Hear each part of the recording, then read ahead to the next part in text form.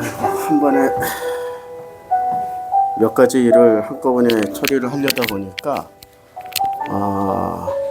되게 번잡스럽고 그러네요. 자, 오늘 성경 본문 말씀은 창세기 24장입니다. 창세기 24장에 이제 리브가를 이삭의 신부로 데려오는 그 장면이에요. 그런데 여기서 우리가 생각하기에 제가 좀 물어봤어요. 챗GPT한테, 제미나이한테 물어봤어요. 그 제미나이한테 뭘 물어봤냐면, 또 여기다 물어봤네. 제미나이한테 왜 근친혼을 계속했냐. 여기 아브라함, 이삭하고 제미나이가 요새는 요렇게 요렇게 딱 붙어서 하더라고. 제미나이가 쭉 늘려서 이렇게 보겠습니다. 늘려서 보면 아브라함과 이삭, 야곱의 근친혼에 대한 이유를 설명해 주세요 했더니 이렇게 설명을 하고 있더라고요. 근데 우리 그거 아세요? 아브라함, 이삭, 야곱이 계속 근친혼을 하고 있었던 거. 아브라함의 와이프 사라는 온누이 관계잖아요. 본인들이 얘기했잖아요. 온누이 관계. 그 다음에 이삭의 와이프 리브가는 삼촌과 조카 관계예요. 삼촌과 조카. 그러니까 삼촌과 조카 관계고, 그 다음에 야곱과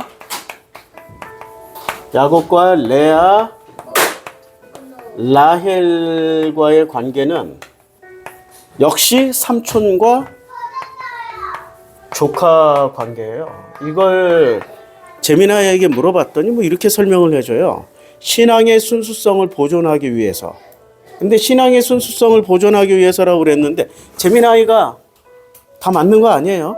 자, 신앙의 순수성을 보존하기 위해서라는데 여기 라헬은 오면서 뭐 가져옵니까? 드라빈 가져오죠.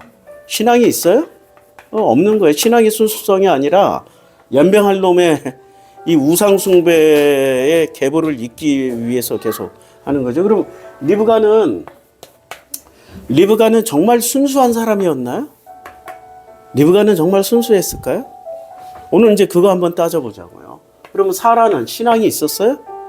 아니, 하나님이 내년 이맘때쯤에 너에게 아들을 줄 것이다라고 얘기했을 때 그때 기뻐서 웃었어요? 비웃었어요? 웃기고 자빠졌네. 그래서 이삭이 아니라 그 비웃었다고 해서 이삭이 됐잖아요. 처음 태명이 이삭에 웃기고 있네 이거예요. 웃기고 있네. 근데 태어나서 이삭으로 미소, 웃음으로 바뀐 거죠. 긍정적인 웃음으로. 그러니까 이 집안 자체가 여자들이 특징이 사라 신앙이 없었다. 리브가 신앙이 없었다. 라헬 신앙이 없었다. 레아는 잘 안 나와요. 그런데 이쪽에 속해 있던 사라, 리브가, 레아, 라헬이 속해 있던 이 혈통을 한번 보자고. 사라는 아브라함과 결혼하는 순간부터 족보에 등장하지 않아요. 그냥 아브라함의 와이프야. 그런데 리브가부터 레아, 라헬까지는 족보에 등장을 합니다. 어느 족보에 등장을 하냐면은 창세기 11장에 가서 보면요. 명확하게 나옵니다. 창세기 11장에. 데라는, 자, 일단 나홀은 29세에 데라를 낳았어요. 이 족보는 뭐 100번, 1000번이고 공부해야죠. 나홀. 여기 잘 안 보이죠? 여기서부터. 나홀이 누구를 낳냐면은 데라를 낳습니다. 근데 이 데라는 누구를 낳냐면은 데라는 70세에 아브라함과 나홀과 하란을 낳아요. 아들 셋을 낳아요. 아브라함, 나홀, 하란을 낳아요. 근데 하란은 일찍 죽어요. 일찍 죽지만 누구를 남기고 가냐면 하란은 롯을 남기고 가요. 하란은 롯을 남기고 가고 근데 또 누구를 남기냐면 아브라함과 나홀이 장가들었으니 아브라함의 아내의 이름은 사라면 나홀의 아내의 이름은 밀가니 하란의 딸이에요. 밀가예요. 밀가. 롯과 밀가를 남기고 가요. 그러니까 하란은 밀가의 아버지며 다시 한번 확인해줘요. 밀가의 아버지며 이스가의 아버지예요. 그래서 롯, 밀가, 이스가 셋을 낳는데 성경에 나와 있는 이스가는 더 이상 등장하지 않아요. 여기서 한번 딱 등장하시고 사라져요. 근데 계속 등장하시는 분은 롯과 밀가가 등장합니다. 그러면 이 롯의 속성을 한번 보세요. 롯은 정상적인 사람이에요? 아니면 매우 비정상적인 사람이에요? 네, 자기가 소돔과 고모라 성에서 주인 노릇을 했잖아. 누가 언제 너를 우리 주인으로 지도자로 세웠어? 주인으로 세웠어? 그런데도 자기가 마치 주인 행세처럼 성문 앞에 탁 앉아가지고 오고 가는 사람들 다 검색하다가 천사 셋이 오니까 자기가 먼저 나와가지고 우리 집에 머물르라고. 근데 그 천사 셋이 그 집에 머물겠다고 했어요? 그 집에 안 머물겠다고 했어요? 안 머물고 우리가 이 밖에 길에서 소돔과 고모라 사람들하고 밤을 새면서 서로 대화를 하기를 원했어요. 하나님은 있잖아요. 특이한 게 있어요. 대화를 하기를 원하세요. 대화를. 서로 대화를 지금 창세기 11장이잖아요. 11장에서 우리가 이제 여호와께서 사람들이 그 성읍과 탑을 보려고 내려오셨어요. 내려오셔서 뭐를 해요? 살피는 거죠. 이게 하나님의 속성이야. 그냥 심판을 안 해. 살피고 나서 그 다음에 심판을 할지 말지를 결정하셔요. 여호와께서 이르시되 이 무리가 한 족속이요. 이거 이제 대화를 다 끝냈어. 다 살피셨어. 근데 원인을 찾아내신 거야. 이 무리가 한 족속이요 언어도 하나이므로 이같이 시자가 있으니 이후로는 그 하고자 하는 일을 막을 수가 없으리로다. 분명하게 진단과 결과가 나온 거예요. 그런데 이 롯이 집안으로 끌어들임으로 말미암아서 뭐가 없어졌어요? 이 무리가 한 족속의 언어도 하나니 이 원인과 결과는 심판이고 원인은 이게 원인이잖아. 이런 원인이 안 나오는 거야. 밤새 이 세 천사가 소돔성 안에서 그 사람들 원근각처에서 남녀노소를 막론하고 남자와 여자와 어린아이까지 다 왔어요. 그 사람들과 대화를 함으로 인해서 어떤 원인이 나와야 되거든. 그 원인이 없다고. 그걸 막으신 분이 누구예요? 롯이에요. 아유, 소리가 너무 크다. 생각해 봤더니 한꺼번에 여러 가지 일을 하려다 보니까 소리를 안 줄였어요. 됐죠? 예. 그러니까 이 원인이 있어야 심판이라는 결과물을 받아들일 거 아니에요. 근데 원인이 안 나온 심판이 소돔과 고모라입니다. 그러니까 원인이 분명하게 안 나오니까 그 원인을 누가 만들어냈어요? 사람들이 만들어냈잖아. 성경이 아니고 성경을 연구한다는 사람들이 만들어냈잖아. 그 결과가 뭐예요? 동성애라고 결론을 내버린 거 아니에요. 동성애라고.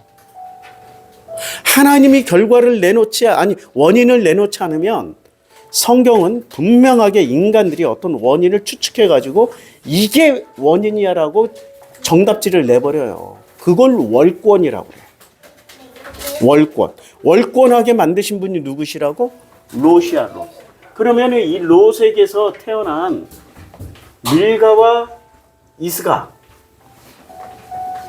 밀가와 이스가가 어떤 성품이겠어요? 제 아버지를 좀 닮는다는 거죠. DNA 법칙이란 말이야. 이스가는 아예 안 나와서 모르겠지만 밀가가 나와요. 그러면 이제 이 밀가가 창세기 11장에 이 밀가가 또 누구를 낳냐면은 밀가야. 그러니까 밀가는 누구랑 결혼을 해요? 밀가는 아브라함과 나홀과 하란을 낳고 하란은 롯을 낳았어요.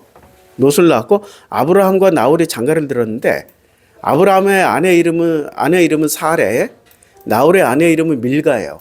그러면 이 밀가는 누구랑 결혼을 해요? 나홀, 자기 삼촌. 삼촌 나오라고 결혼해요. 그러니까 여기 이 집안은 근친혼에서 근친혼으로 계속 이어지는 족보예요. 나홀의 아내 밀간이 하란의 딸이요 하란은 밀가의 아버지며 이렇게 분명하게 이제 성경은 말씀하고 있어요. 그리고 창세기 24장으로 가는데 창세기 24장에서 족보가 또 등장합니다. 족보가 또 등장하는데 이렇게 아주 상세하게 우리가 창세기 11장에서 끊어졌던 그냥 밀가와 나홀이 결혼한. 그런데 여기서 우리 하나 짚고 넘어가야 될 게 데라의 아버지 이름이 나홀이죠. 그러면 데라가 아들 셋을 낳는데 하나는 장남은 아브라함, 둘째는 나홀, 셋째는 하란이라고 지었어요. 그러면 첫째, 둘째, 셋째 중에 누구를 가장 이 자기의 것을 물려줄 수 있는 적통이냐, 물려받을 수 있는 뛰어난 존재냐라고 생각했을 때 아브라함이라고 생각했겠어요? 하란이라고 생각했겠어요? 나홀이라고 생각했겠어요? 나홀이죠, 둘째. 왜요?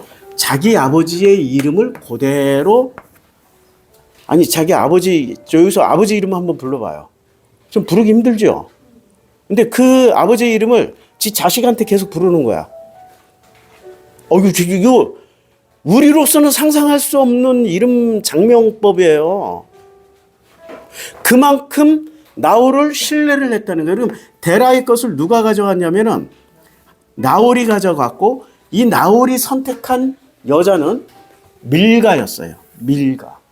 그러면 밀가와 그러니까 롯과 하란과 나홀은 뇌구조가 비슷한 사람들이고 이 뇌구조에서 살짝 벗어났던 아브라함은 어떻게 됐어요? 본토 친척 아비 집을 떠나게 된 거예요. 본토 친척 아비 집을 떠난 거야. 그러므로 인해서 데라로부터 물려받았던 것들이 틈이 생기고 균열이 생기면서 이렇게 큰 어떤 건널 수 없는 다리처럼 만들어져 버린 거예요. 본토 친척 아비 집으로 돌아가라, 돌아가지 마라. 아브라함이 끊임없이 말을 합니다. 아브라함이 절대로 내 아들을 그리로 데려가지 마. 절대로. 내 아들을 뭐라고 얘기를 하냐면 내 아들을 그리로 데리고 돌아가지 아니하도록 하라. 내 아들은 어디로? 절대 자기가 살았던 아버지 데라의 땅으로는 데려가지 마. 그쪽에 있는 여자는 데려오더라도 아들을 거기로 데려가지는 마. 이거 굉장한 메시지입니다. 그러니까 본토 친척 아비 집을 아브라함은 확실히 떠난 거예요? 안 떠난 거예요? 지금 사라가 돌아가셨어. 여호와께서 사라가 돌아가셨어. 23장에서 사라가 127세를 살았어. 그리고 나서 어떤 일이 벌어졌어요? 사라가 돌아가셨으니까 사라의 장막에다가 신혼집을 차렸잖아. 그러니까 돌아가신 직후에 한 거야. 직후에. 그러면은 지금 사라가 127세에 돌아가셨으니까 이삭의 나이가 최소 37살에서 40세야. 그 나이쯤 됐을 때, 그러니까 아브라함 나이가 140년쯤, 140살쯤 됐을 때 자기 본토 친척 아비 집으로 갈 마음이 있다 없다? 완전히 없다. 그리고 자기 아들도 그리로 보낼 생각이 완전히 없다. 그러니까 본토 친척 아비 집을 떠난 거예요. 땅이라는 문제는 우리가 가지고 있는 습관, 가치관, 철학이라는 것을 다 담고 있는 어떤 마음 상태, 생각 상태라고요. 성경에서 땅이라고 하는 거는. 그러니까 그런 가치관, 철학으로는 보내지 않겠다. 그게 지금 아브라함의 철칙이었습니다. 이게 한 번만 말하는 게 아니라 몇 번 얘기합니다. 이렇게 또 한 번 얘기하고, 그리고 그에게 그에게 이르되 내 아들을 그리로 데리고 돌아가지 아니하도록 하라. 6절에 또 한 번 얘기를 해요.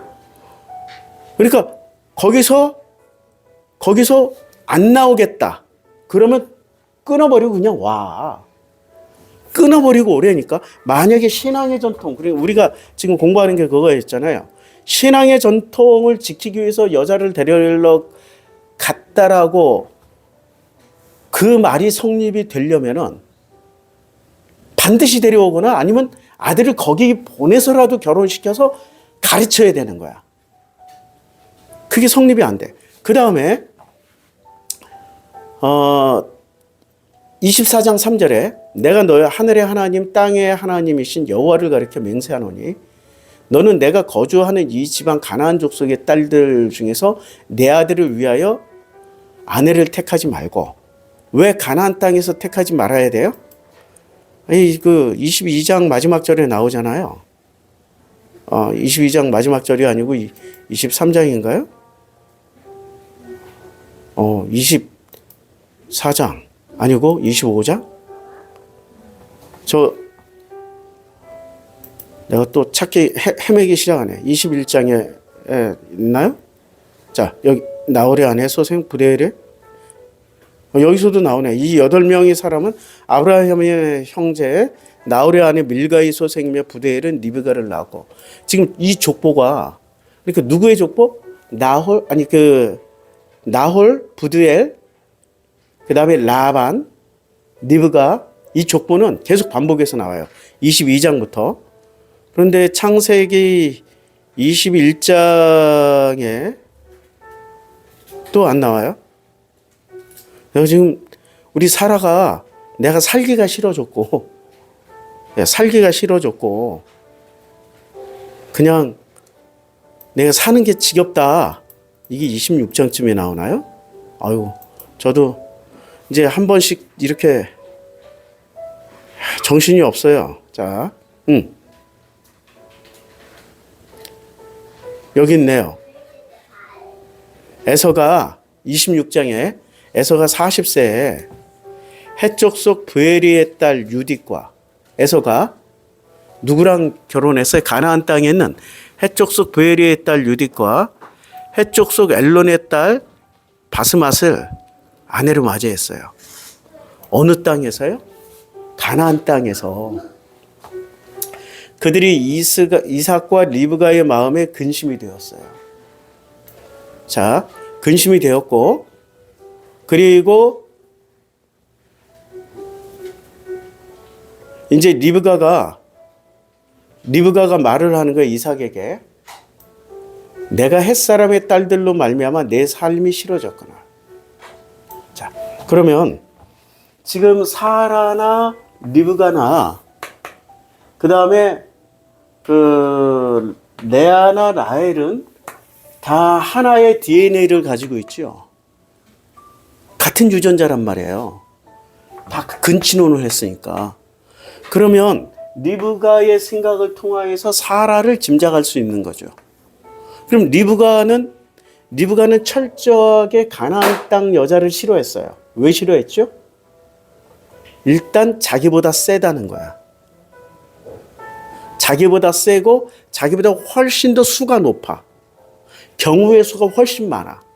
리브가가 며느리들을 확 쥐어잡아가지고 이렇게 저렇게 좌지우지 해야 되는데 돼요? 안 돼요? 안 되는 거야. 안 되는 거야.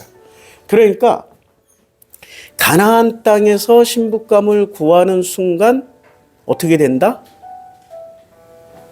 가나안 땅에서 신부감을 구하는 순간부터 이 집안은 시어머니의 권위가 유지하기 힘들다.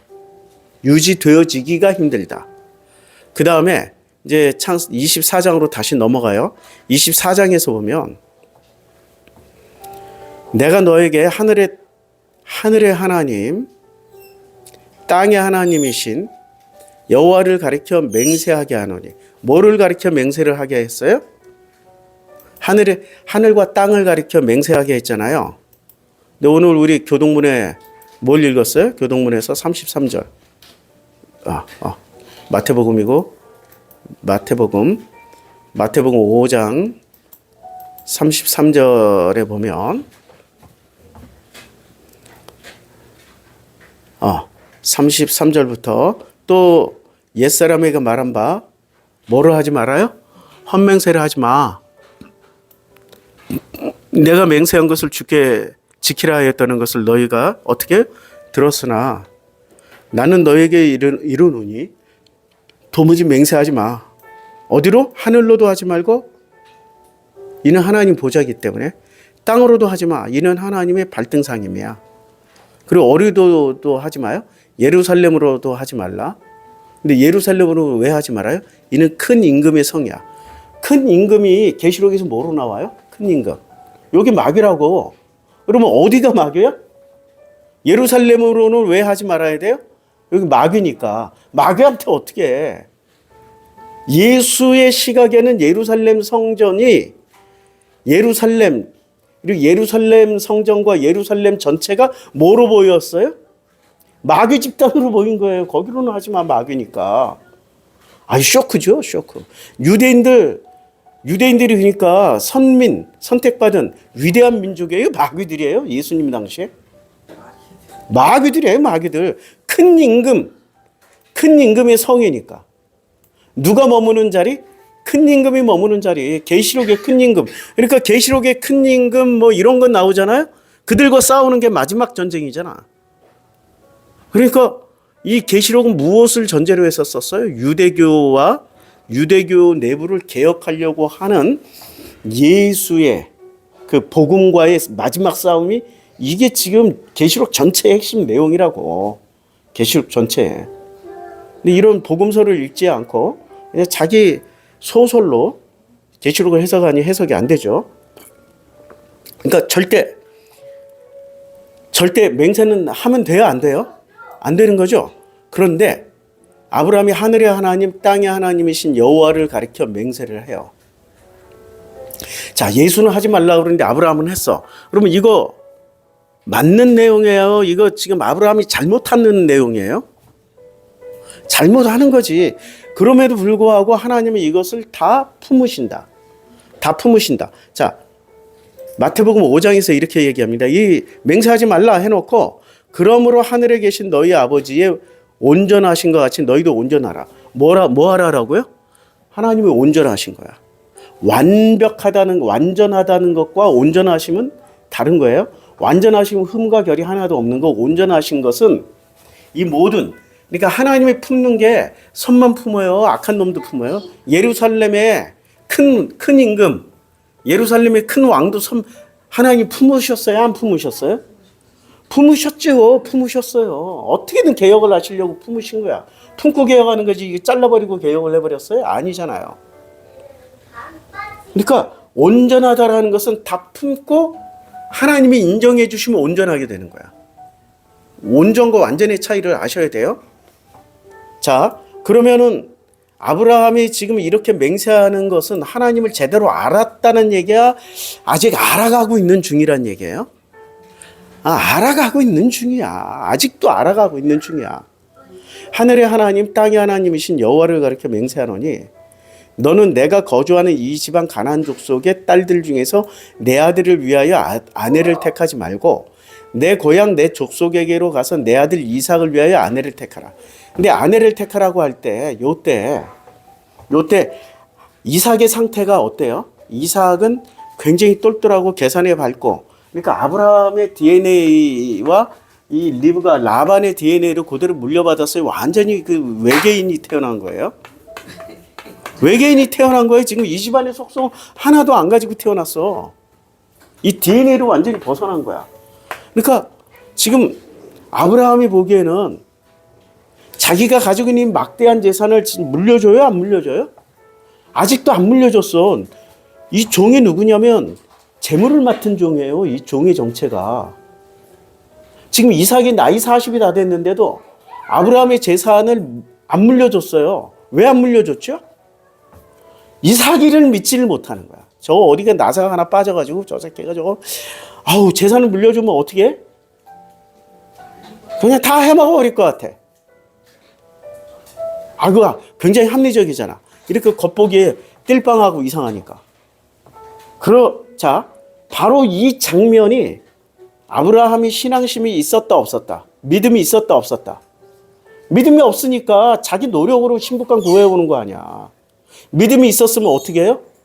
아버지께서 알아서 하시겠구나, 나를 인도하신 것처럼 이삭이도 인도하겠구나 하고 가나안 땅에서 구해서 그냥 결혼시킬 수 있다고. 이게 동기부여가 뭐예요? 신앙심도 아니고. 동기부여가 뭐야? 재산 지키기야. 재산 지키기. 자, 종을 보내는데 이 종이 얼마나 대단한 권한을 가졌으면 두 번을 얘기합니다. 내 아들을 위하여 내 아들 이삭을 위하여 아내를 택하라. 누구를 위해서? 내 아들 이삭을 위해서 아내를 택하라고. 누구를 위해서요? 지금 가나안 땅에서 안구하고 본토 친척 아비 집으로 사람을 보내는 이유는 뭐예요? 내 아들 이삭을 위해서. 그럼 아들 이삭이 굉장히 훌륭하고 똑똑하고 그러면은 이삭을 보조해 줄 여자를 찾는 거고, 이삭이 띨빵하면은 이삭의 띨빵한 부분을 채우기 위한 여자를 택하라는 얘기잖아요. 그러면 자, 만약에 이삭이가 훌륭하면은 약간 모자란 여자를 선택하는 과정이 나오겠고, 이삭이가 진짜 띨빵하니까 어떤 여자를 선택해야 돼? 굉장히 똑똑하고 계산이 밝은 여자를 선택할 거 아니야. 그러면 자, 우물 곁에 물길로 왔어. 물길로 왔어. 이 말을 마치기 전에 리브가가 물동이를 얻게 나와요. 아브라함의 동생 나홀의 아내 밀가의 아들 부두엘의 소생이에요. 족보 또 나오죠. 그러니까 이 창세기 11장이 족보가 나오고 창세기 22장, 창세기 24장 계속해서 나홀의 족보가 계속 나옵니다. 나홀의 족보. 왜 계속 나홀의 족보가 계속 나올까요? 나홀이 모호를 가졌기 때문에 모호를 이어받았어요. 아버지 데라의 우상 숭배를 이어받은 대표적인 사람이니까. 그러면 부두엘도 뭘 물려받았어? 우상 숭배.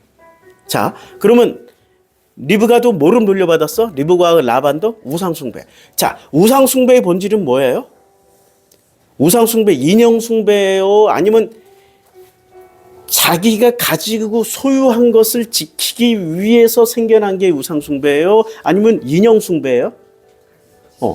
자기 거 지키기 위해서. 우상숭배의 목적은 자기 거 지키기 위해서 최적화된 신을 갖다 놓는 거야. 근데 여호와라는 신은 내 걸 지켜주기 위한 최상의 상태의 신이에요? 아니면 내가 가지고 있는 걸 때려부시는 최상의 상태의 신이에요?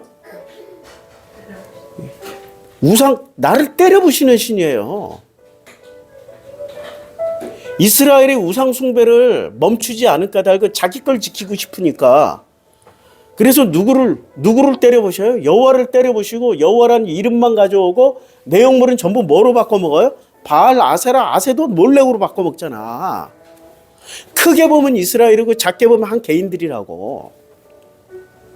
지금 아브라함은 우상 숭배에서 완전히 벗어났나요? 아직 못 벗어난 건가요? 믿음이 있나요? 없나요? 믿음의 조상이라고 그러는데 믿음이 있어요? 없어요? 믿음이 없어. 왜 믿음이 없냐면은 놀라운 장면이 25장에 나옵니다. 25장 아브라함이 이삭의 족보는 이러하니라 해가지고 26장에 가면 첫 흉년이 들어요. 그 땅에 거류하면서 무슨 일이 벌어져요? 무슨 일이 벌어져요? 우물만 파면은, 그러니까 그 아버지 아브라함 때 팠던 우물들을 다시 파니까 어떻게 돼요? 물이 나오고, 블레셋 사람이 그 우물들을 메웠기 때문에 그 우물을 또 파니까 또 물이 나와. 아니 띨빵하니까 어떻게 돼요? 뺏으면 뺏기고 뺏으면 뺏겨. 띨빵하니까 아버지 보시기처럼 아버지 아브라함이 정확하게 본 거야. 띨빵해. 내놔 이 새끼야. 그러니까 바로 내놓잖아. 줘 그러니까 그냥 주잖아. 줘버리고 그냥 또 가서 야 여기 우물 한번 파줘야 팠더니 뭐가 나와요? 그러면은 아브라함의 계산이 맞은 거예요? 아니면은 지금 하나님이 이삭이를 먹여 살리고 입히고 재우고 먹이시는 그 현장을 지금 우리가 보고 있는 거잖아요. 그럼 아브라함의 믿음이 있었어요? 없었어요? 없었던 거지. 지금 이삭이는 겁나 운이 좋은 거야. 달라고 그러면 줘버리고 뺏으면 뺏겨버리고 빈털터리가 될 줄 알았는데 또 땅을 파니까 또 나오고 또 땅을 파니까 또 나와버리고 막 나와. 그러니까 운 좋은 놈이 성공해요? 실력 있는 놈이 성공해요? 운 좋은 놈이 성공한다니까? 아브라함은 운 좋은 놈이야? 실력 있는 놈이야? 자기 실력을 발휘하려고 했지. 거짓말로. 근데 그 실력이 다 뽀록 났잖아. 그 실력이 뽀록 난 자리에 뭐가 들어와요? 하나님의 운이 들어오잖아요. 꿈속에서 막 역사해가지고 야 다 줘. 이래버리니까 겁나가지고 다 주고 겁나서 다 줘버리고 이러잖아요. 자기 실력이 뽀록 나야 하나님의 운이 들어온다고. 근데 전부 다 사람들은 자기 믿음을 가지고 자기 믿음으로 해버리려고 그래. 가장 큰 실수가 뭐예요? 이삭에게 뭐를 붙여준 거야? 리브가. 리브가를 붙여줬더니 리브가가 결국에는 족보를 어떻게 만들어버렸어요? 장손에게 가지 못하고 야곱에게 가게 했어요. 그러니까 아브라함의 하나님, 이삭의 하나님, 야곱의 하나님 각자 다 만나버려야 돼. 여호와를 왜 아브라함이 만났으면 대표로 이삭이 야곱이까지 그냥 우리의 하나님 여호와 이렇게 해야 되는데 왜 각자 하나님이 됐냐고. 이 족보의 비밀이라고 이게. 결국에는 안 믿었던 거야. 잘 못 믿었던 거야. 자, 아브라함이 자기 집 모든 소유를 맡은 늙은 종이에요. 뭐를 다 맡았어요? 모든 소유를 다 맡았어. 모든 소유를 다 맡아 놓으니까 청하건대, 자, 아브라함이 소유를 다 맡은 놈이 실세예요? 아니면 주인이 실세예요? 맡은 놈이 실세니까 자기도 맡겨놓고 뭐를 해요? 청해. 명령을 못해. 명령을 못하고 뭐를 시켜요? 모든 소유를 다 맡으니까 내 허벅지 밑에 손을 넣고 어떻게? 하늘의 하나님, 땅의 하나님에게 맹세하라고. 맹세를 시켜야 안심이 되는 거야. 이 상황이 이제 이해가 되는 거죠. 맹세를 안 시키면 보내놓고 근심, 노심초사, 근심, 걱정 다 하게 된다고 지금. 그러니까 아브라함이 자기 계산기가 내려진 거예요? 아직도 안 내려진 거예요? 아직도 안 내려져. 지 아들은 못 믿으니까 늙은 종에게 모든 재산을 다 맡겨버리고, 그러니까 이 종이 얼마나 권력이 세냐면 내 아들 이삭을 위하여 아내를 택하라. 누구를 위해서? 야, 너를 위해서 택하거나 나를 위해서 택하지 말고 이삭이를 위해서 택해라.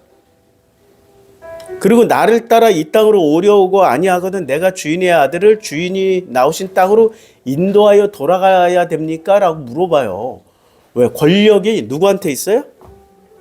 자기가 데려올 수도 있고 아들도 어떻게 데려갈 수 있고. 파워풀한 사람이야 지금 이 사람은. 왜? 그 집안의 모든 재물을 다 가졌으니까. 사실상 넘버 2지만 아들이 넘버 2가 돼야 되는데 사실상 넘버 2가 돼버린 거예요. 아브라함이 그에게 이르되 내 아들을 그리로 데리고 돌아가지 아니하도록 하라. 이렇게. 그리고 나서 또 뭐를 해요? 내게 말씀하시면 내가 맹세하게. 그러니까 아들을 다시 이 땅으로, 내가 아들이 좀 그 집으로 데려갈까요? 라고만 얘기하면 뭐를 해요? 맹세를 해 계속. 절대 데려가지 말라고. 맹세를 2번 하는데 이 2번 하는 맹세의 장면이 전부 뭐하고 연결돼 있어요? 이삭이를 데려가야 됩니까? 안 오려고 하면 내가 데려가야 돼요? 요 장면에서 맹세를 2번씩. 절대 데려가지 마. 요 장면 이해를 하셔야 돼요. 그러면 아브라함의 마음 상태는 어떤 상태예요? 이놈 지금 믿는다는 거야? 계속 못 믿는다는 거야? 잘 못 믿겠다라는 얘기야. 신뢰 관계가 있어서 저놈의 실력이 있어서 저 늙은 종에게 자기의 전 재산을 맡겼지만 그 전 재산을 빨리 회수해야 돼. 회수해서 어떻게 해야 돼? 아들한테 주려고 봤더니 아들이 너무 띨빵해. 그래서 아들한테 못 주고 어떻게 해요? 아들한테 못 주고 다른 데로 이렇게 넘기려고 보니까 너무 아까워. 그래서 대안을 하나 찾은 거야. 야, 저 아들을 옆에서 잘 계산할 수 있는 여자. 딱 생각해 보니까, 야, 나홀의 아들 부두엘의 아들 라반의 여동생 정도면 될 것 같다라고 생각해서 본토 친척 애비 집으로 가서 데려오라는 거예요. 신앙하고 무슨 상관이 있어요? 신앙하고는 단 1도 상관이 없어요. 근데 우리는 너무나도 오랫동안 거기가 신앙인의 고장이니까 그 신앙을 유지하기 위해서 여자를 데려왔다. 자, 성경에서는 여자라고 나오면은 기본적으로 신앙심이 있는 거로 나와요. 신앙심이 없는 거로 나와요. 없는 거로 나오죠. 창세기 3장에. 뱀이 누구를 유혹을 해요? 여자. 그러면 선악과를 제일 먼저 따먹은 게 여자잖아요. 아담은 아무 죄가 없어. 여자가 줘서 먹으라고 그랬더니 안 먹을 수도 있지만 그냥 같이 따라 먹잖아. 같이 먹은 죄밖에 없어. 그럼 최초의 범죄자는 누구예요? 여자. 최초의 범죄자는 여자자고. 그래서 여자는 벌칙이 희한해요. 어떤 벌칙이냐면 하나님이 주신 그 벌칙 중에 뱀은 평생도록 흙을 먹어야 돼. 흙이 뭐죠? 마음. 사람들이 마음을. 이거 공감 능력을 가지라는 거야. 뱀. 뱀이 왜 뱀이 됐어요? 공감 능력이 없어서 뱀이 된 거야. 예루살렘 성전에 있는 큰 임금. 이게 뱀이잖아. 옛뱀이고 사탄이고 마귀잖아. 그러니까 옛뱀, 사탄, 마귀는 다 같은 존재라고. 이 셋의 존재의 특징은 뭐냐? 공감 능력이 없는 거야. 자기 철학이 있어. 선악이 분명해. 근데 선으로 생각하니까 악은 멸해야 돼. 공감 능력이 없다니까. 근데 하나님은 어떻게 해요? 뱀도 품고 있어. 뱀도. 창세기 1장에 얘기하잖아요. 큰 리와야단도 만들고 뱀도 만들고 다 만들었잖아, 하나님이. 그걸 하나님이 어떻게 해요? 창조주가 품고 있잖아. 그걸 공감이라고 하는 거야. 자, 이제 이 공감 능력 없는 뱀과 여자는 어떻게 돼? 원수가 돼야 돼. 동지가 되면 안 돼. 원수가 돼야 돼. 그래서 내 후손도 여자의 후손과 뱀의 후손도 여자의 후손과 원수가 되게 해. 원수가 돼야 돼요. 그러니까 옛뱀, 공감 능력 없는 것들이 여자랑 원수가 돼요. 그럼 여자가 공감 능력이 없으면 원수가 되겠어요? 안 되겠어요? 안 되죠. 여자가 어느 순간부터 뱀하고 원수가 되는 거예요? 공감 능력을 가질 때. 그래서 여자의 후손은 내 머리를 상하게 할 것이고 너는 그의 발꿈치를 상하게 할 것이다. 여자는 뱀의 머리를 밟고. 뱀의 머리는 뭐예요? 모든 지적인 능력. 뱀은 대가리만 없으면 뱀은 뭐야? 나머지는 99% 몸통은 아무 쓸모짝이도 없는 것이 돼. 머리가 뭐를 관장해요? 총 컨트롤 다 하잖아. 그걸 가치관이라고 하고 그걸 생각이라고 하고 그걸 마음이라고 하잖아요. 그러니까 여자는 뱀이 가지고 있는 가치관을 짓밟고 뱀은 뭐로 물어요? 주둥이에 머리에 달려있는 이빨로 그 발꿈치를 상하게 하는 거지. 그 가치관을 계속 뱀이 콱 무는 순간 아야 하고 끝나고 거기다 뭘 주입을 하죠. 독을 주입한다고. 그게 선악의 가치관이라는 거야. 그 독이. 끊임없이 여자의 후손은 뭐를 생각해요? 공감으로 덮는 일을 하고 그러면은 뱀은 끊임없이 물어서 독을 주입해. 선악의 독을 주입을 한다고. 선한 일을 하자 막 이러고 선동하고 다니면은 저놈이 훌륭하신 분이에요. 뱀의 후손이야. 뱀새끼야, 뱀새끼. 옛뱀이야. 그리고 여자의 후손이 그러고 다니면은 저 지금 뱀한테 물려서 독이 주입된 상태야, 저. 그런데 그냥 덮읍시다. 덮고 갑시다. 이러면 뭐가 돼요? 이제 제대로 된 여자의 후손이 되는 거지. 물리지도 않고. 자, 또 여자에게 이르되 내가 내게 임신하는 고통을 크게 돼. 뭐를 더해요? 임신하는 고통. 자, 임신하는 건 고통이 아니에요. 쾌락이지. 임신하는 과정은 쾌락이잖아. 근데 임신하는 과정이 너무 고통스러워. 왜? 남자와 여자가 결혼을 해서 첫날밤을 보내고 둘째 임신할 때까지 계속 밤을 같이 보내야 돼. 그게 얼마나 이게 고통이라고 표현했어요. 그럼 남자와 여자 지난 시간에 제가 설명했잖아. 남자는 어떤 역할? 우리에게 복음을 전달해 주시는 그런 분들의 역할이고 우리는 인간은 피조물은 전부 다 어떤 역할? 여자야, 여자. 뱀의 독이 들어오든 둘 중에 하나가 들어와야 돼. 뱀 독이 들어오든 신랑과 같이 살면서 신랑의 말씀을 내가 받아먹든 둘 중에 하나를 먹고 살아야 되는 거야. 여자는. 그런데 이미 뱀 독에 중독된 여자들이 신랑의 말씀을 먹자니 이게 들어옵니까? 초콜릿에 길들여진 애한테 김치를 먹이면 김치 먹어요? 안 먹고 토해버려요. 이거 언제 뉴스 보니까 자기 아이가 어린이집에 가서 매워서 밥을 못 먹고 왔다고 어린이집 선생님들을 고발해 버렸어. 그래서 식단표를 보니까 깍두기 김치가 들어가 있는 거야. 그거 매워서 못 먹겠다고 막 애가 그냥 집에 가서 뭐라고 얘기를 했더니 신고를 해버린 거예요, 세상에. 그러면 어린이집 잘못이에요? 이 엄마 잘못이에요? 엄마가 평상시에 안 먹인 걸, 우리는 한국인이니까 보통 깍두기 김치는 당연히 나오는 거잖아. 기본이잖아, 기본. 기본 세팅이잖아. 기본도 안 먹인 거야. 기본도 안 가르쳐 준 거야. 그럼 누구 잘못? 그 엄마 잘못이지 어린이집 잘못이 아니라. 그러면 우리 여자, 그러니까 피조물인 우리 인간은 태어날 때 뭐로 태어나요?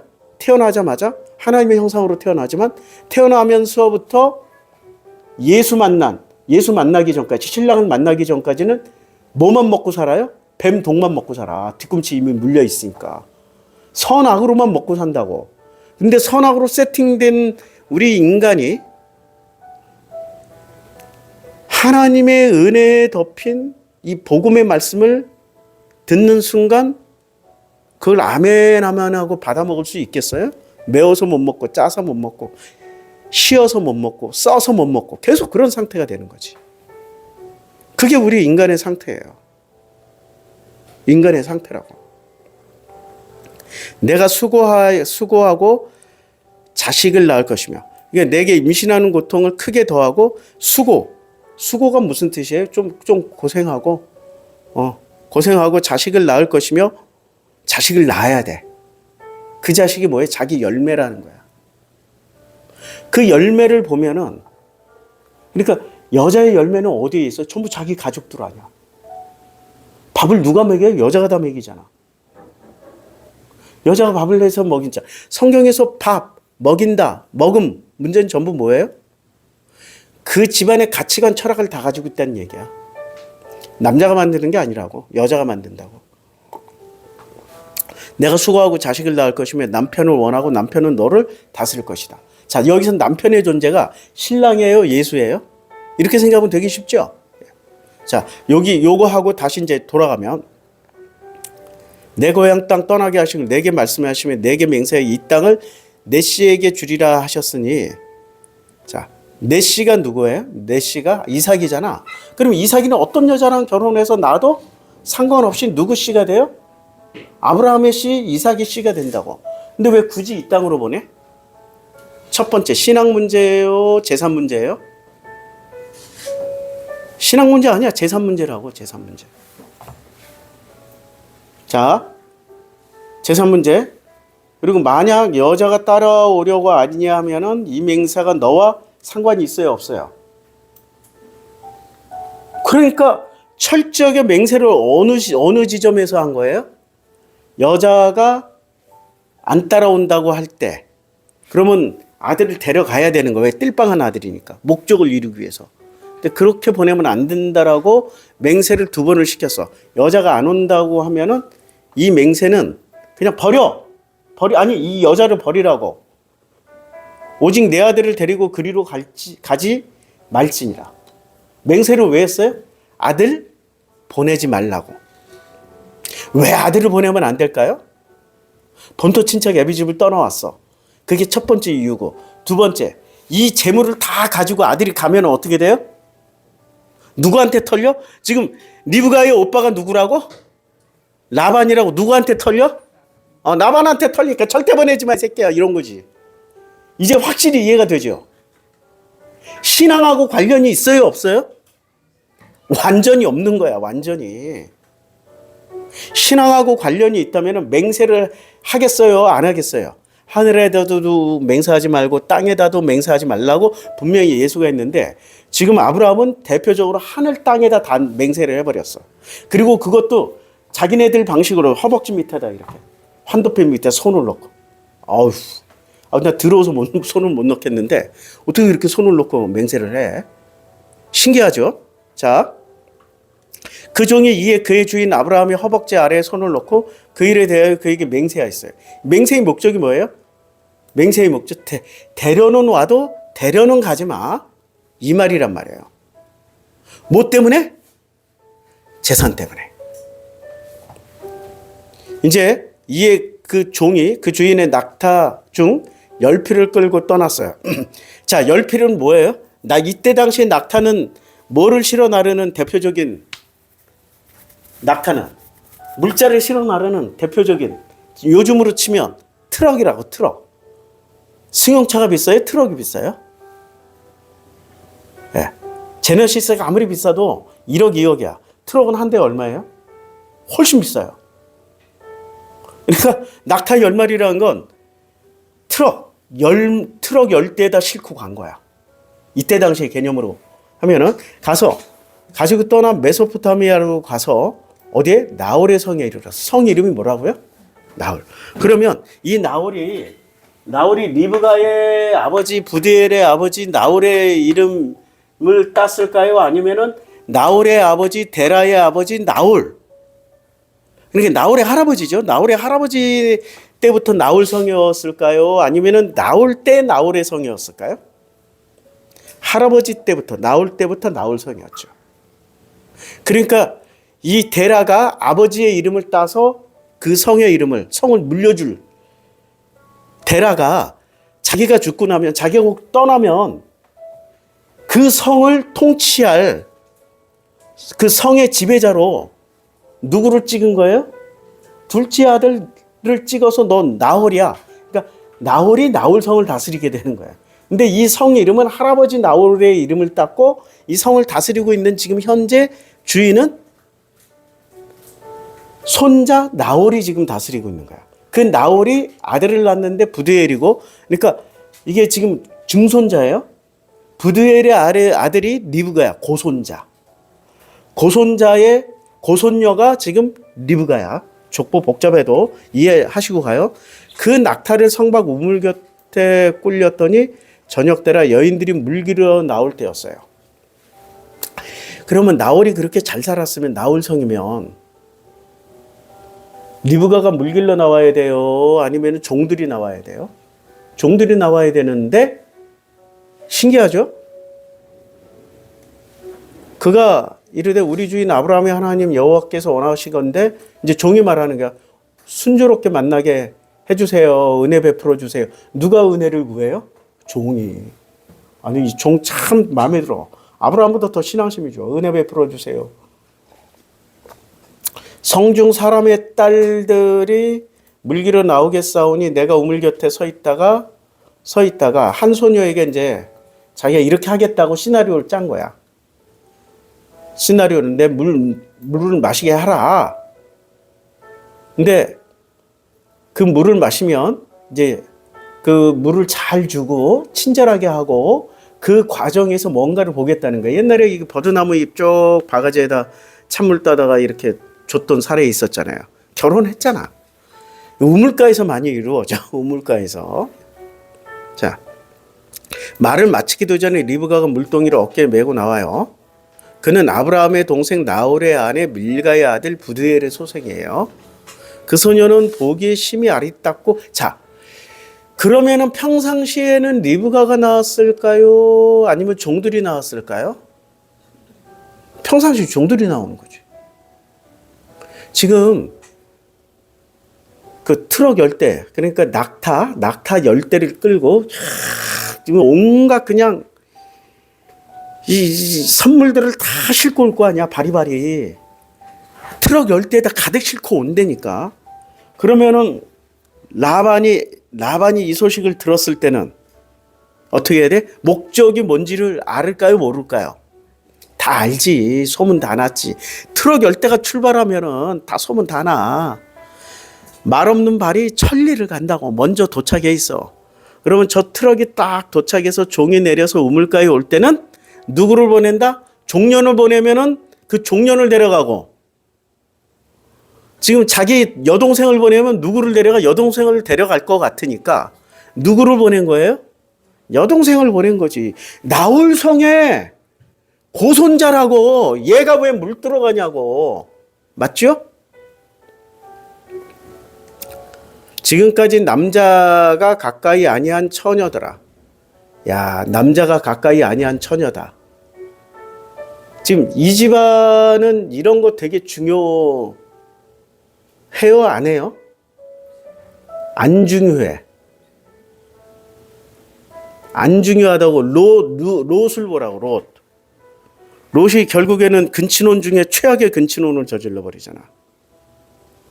그리고 롯의 두 딸은 이미 약혼한 상태였어. 그리고 롯이 뭐라고 그래요? 새 천사가 안에 있으니까 내놔라 하니까 우리 딸을 줄게. 성적인 어떤 이 개념이 우리 지금 현대인들의 개념이 아니에요. 지금 이 집안은 개념이 우리가 이 집안이 정결하고 깨끗하고 순결한 집안이라고 생각하면 안 된다니까. 자꾸 거기서 오해가 생겨. 우리는 그렇게 오랫동안 배워왔으니까. 정결, 순결. 진짜 순진무구한 오직 하나님만 아는, 아니 이 집안은 오직 재물만 아는 집안이야. 재물을 위해서는 뭐든지 근친혼이든 뭐든 다 해버려. 아니 삼촌하고 조카하고 결혼하는데 이것도 진짜 막 어떻게 보면 토 나오는 일 아니에요. 아니 눈빛을 보라고, 삼촌이 이렇게 딱 조카 보는 눈빛을 보라고. 토 나오는 눈길이야 이거는. 그리고 가만히 놔둬? 어렸을 때부터 쫙 보다가 기회를 봐서 하고 자기 형님한테 가서 조카 주세요? 뭐 이렇게 얘기할 거 아니야. 뒤죽박죽이라니까. 그래서 지금까지 남자가 가까이 하지 아니한 처녀들아 희귀해서 써놓은 거야. 흔하면은 이런 거 안 써. 흔하면은 안 쓴다고. 희귀하게 남아있으니까 쓴 거예요. 그가 우물로 내려가서 그 물동이를 채워가지고 올라오는데 종이 마주 달려나가. 청하건대 내 물동에 물을 내게 조금 마시게 하라. 자기가 시나리오를 썼잖아. 그랬더니 어떻게 돼요? 내 주여 마시소서 하고 급히 그 물을 동에 손에 내려 마시게 하고 마시게 하기를 다 하고 이르되 당신의 낙타를 위하여. 그러니까 벤치 열 때. 이게 벤치 트럭이잖아. 엄청 비싸요. 그 몇 억씩 해요. 그 다 물을 먹여. 리브가 평상시에 이런 여자였냐고. 에서한테 이렇게 한 적이 있었냐고. 안 했다니까. 그러니까 어떨 때만 이런 친절을 베풀어요? 뭔가 생길 때. 뭔가 이익이 생길 때. 요런 때만 요런 특별한 행위를 한다고 지금. 그걸 보여주는 거예요. 급히 물동에 물을 구유에 붓고 다시 기르려고 우물로 달려가서 모든 낙타를 위하여 막 물을 길어. 오버 액션 계속 하는 거야. 그러니까 이걸 보고 종이 어떻게 돼? 마음이 쏙 들어버린 거야. 그 사람이, 그 종이 그를 묵묵히 주목하며 여호와께서 과연 평탄한 길을 주신 여부를 알고자 했어요. 이제 테스트 하기로 했어. 테스트. 낙타가 마시기를 다 했어. 그가 반세겔 무게의 코걸이와 한 개와 반세겔 무게 코걸이 한 개와 10세겔 무게의 금 손목걸이 한 쌍을 그에게 줬어요. 그럼 이게 돈을 지금 현대의 가치를 내가 돈을 환산을 해봤어. 재민아에게 물어봤다. 얼마쯤 될 것 같아 이게 돈이? 뭐 여기 한 쌍 지금 현재 금시세로 하면 약 1,500만 원에서 2,000만 원 정도 됩니다. 이때 이게 세공료까지 들어가면 수천만 원 되는 거지. 그에게 줬어요. 주면서 내가 누구의 딸이냐라고 물어봤더니 우리가 내 아버지의 집에 유숙할 곳이 있느냐 했더니 나는 밀가가 나홀에게서 낳은 아들 부두엘의 딸입니다. 누구의 딸? 지금 족보가 계속 나와요. 또 이르되 우리에게 집과 사료가 아주 풍족하고 유숙할 곳도 있나이다. 이에 그 사람이 머리를 숙여 여호와께 경배하고 나의 주인 아브라함의 하나님 여호와를 찬송하나이다. 신앙심 누가 좋아요 지금? 종이 더 좋아. 은혜를 구하고 나의 주인에게 주의 사랑과 성실을 그치지 아니하셨어. 이게 이제 같이 살아온 일평생을, 그러니까 아브라함이 믿고 맡길 정도면 자기의 한 100몇 년을 같이 살아온 종이야. 나를 인도하사 내 주인의 동생 집에 이르게 하셨나이다. 옆에서 서당께 3년 풍어를 읊잖아. 지금 아브라함에게 이루어진 모든 일을 보고 여호와를 고백하는 거죠. 소녀가 달려가서 이 일을 누구의 집에 알려요? 어머니의 집에 알린 거야. 오빠한테 알린 게 아니야. 부데엘은 돌아가셨고 부데엘의 아들 라반과 딸 리브가가 살고 있었는데 이 일을 누구에게 먼저 알려요? 아버지 부데엘은 돌아가셨으니까 어머니 집에 알렸어요. 리브가에게 오라버니가 있어서 그 이름은 라반이에요. 어머니에게 어머니 집에 알렸는데 누가 뛰어나와요? 어머니가 나와야 돼요? 라반이 나와야 돼요? 아니 누가 나와? 지금 알린 건 누구에게 알렸어? 어머니가 알렸는데 나온 건 누가 나온 거야? 라반이 나왔잖아. 왜 나왔어요? 보낸 것도 누구? 라반. 지금 뛰어나와서 이 장면에서 자기 집으로 데려가려고 하시는 분도 라반. 그의 누이에 이제 뛰어나왔더니 우물고 달려가. 그러니까 뛰어왔어. 그때 그의 누이의 코걸이와 뭐를 봤어요? 그 손에 손목걸이를 본 거야. 이게 지금 몇 천만 원짜리란 말이야. 그럼 라반은 벌써 계산기가 어떻게 돼? 팽팽 돌아가지. 손목걸이를 보고 신앙심을 봤어요? 뭐를 봤어요?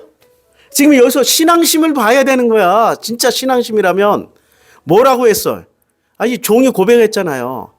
이르되 나의 주인 아브라함의 하나님 여호와를 찬송하나이다. 나의 주인에게 주의 사랑과 성실을 그치지 아니하였사오며 여호와께서 길에서 나를 인도하사 내 주인의 동생 집에 이르게 하셨나이다. 이걸 봐야 되는 거 아니에요. 근데 뭐를 봐요? 그의 누이의 코걸이와 그 손의 손목걸이를 보고 누이 리브가가 그 사람이 자기에게 이같이 말하더라 함을 듣고 이같이 말한 이 과정을 듣고 어머니 집에 알렸는데 아마 어머니 집에 있어서 들었는지 뭐 어머니가 보냈다든지 뭐 여하튼 리브가 라반이 달려왔어. 그 사람에게로 나아가미라 그에게 그가 우물가 낙타 곁에 서 있더라. 라반이 이르되 여호와께 복을 받은 자요. 여호와께 은혜 받은 자요라고 해야 돼요? 여호와께 복을 받은 자요라고 해야 돼요? 신앙심이 있으며. 은혜가 먼저예요? 복이 먼저예요? 신앙심은? 은혜가 먼저죠. 신앙심이 있어요? 없어요? 눈에 보이는 게 복이야. 왜냐하면 몇 천만 원짜리에 지금 팔찌하고 코걸이를 줬으니까. 들어오소서 어찌 밖에 서 있나이까. 내가 방과 낙타의 처소를 준비하였나이다. 그 사람이 그 집으로 들어가매 라반이 낙타의 짐을 부리고 집과 사료를 낙타에게 주고 그 사람의 발과 그 사람의 동행자의 발을 물로 씻어주고 그 앞에 음식을 베풀어요. 근데 그 사람이 이르되 내가 내일을 진술하기 전에 먹지 아니하겠다. 먹지 아니하겠다. 이렇게 이제 뭐를 해요? 밀당하는 거지, 밀당. 오늘은 여기까지 하겠습니다. 오늘은 여기까지 밀당하는 장면이야. 지금 이 장면을 우리가 잘 생각해야 돼. 이 면면을 그냥 자꾸 신앙의 눈으로만 보고 어떻게든 믿음을 찾아내가지고 어떻게든 미화시키고 어떻게든 위대하게 만들려고 하는 게 거기서 성경을 오해하게 만드는 첫 번째 길 잘못 들어선 거예요. 진짜 양식을 먹으려면 있는 그대로 봐야 돼. 있는 그대로. 있는 그대로 봐야 그 있는 그대로에서 뭐를 체험해요? 아, 있는 그대로에서 우리는 뭐를 보게 되냐면 하나님의 은혜를 보게 된다고. 왜? 내가 라반이고 내가 리브가고 내가 아브라함이고 내가 이 종이니까. 성경에선 나를 찾는 거지 자꾸 내가 본받을 만한 위대한 사람을 찾는 게 성경의 목적이 아니라고. 그러면 33절까지 하고 다음 주에는 마지막까지 하겠습니다. 기도하겠습니다. 하나님, 은혜를 구하는 자가 되게 해주세요. 복을 구하는 거는 그 후에 은혜 받으면 다 이루어집니다. 은혜 먼저 구하는 자들이 되게 해주세요. 예수님의 이름으로 기도드렸습니다. 아멘. 이제 찬송가 이거 끝내고 와서